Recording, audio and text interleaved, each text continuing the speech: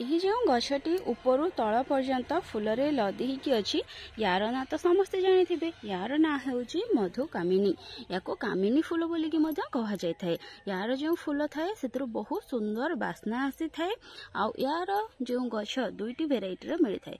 गोटे हूँ देसी आ गोटे हूँ हाइब्रिड।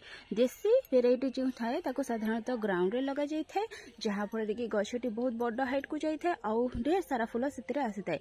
तार जो फूल थाए से अधिक बास्ना आसी थाए हाइब्रिड गछर फूल अपेक्षा। हाइब्रिड भेराइटी ए भाई किसी छोट हाइट रही है। आपन ताको गोडरे लगे पारे छात उपर रखिपारे जो इच्छा से रखिपारे। गछटी को बेसी किसी जत्न किंबा खतर आवश्यकता पड़ न था। मासक गोटे थर मात्र या खत देवाक पड़ी था। जेकोसी खत आपड़ दे पारे या रेगुलर भाव पानी देवे। माटी जिते सुखिब से पानी देदेवे। गछटी को पूरा दिन खरारे रखिए। जिते अधिक खरारे रखिए सेते अधिक फूल आपण मैंने पाइबे। ये जो गछटी मोर देखुंत ये वर्तमान दिन मान खरा पाउची। सकाळ जिते सूर्य किरण प्रथम पड़ुची या ऊपर पड़ुची आ संध्या समय पर्यंत पूरा रहुची जे पर्यंत कि सूर्य अस्त न होचंती।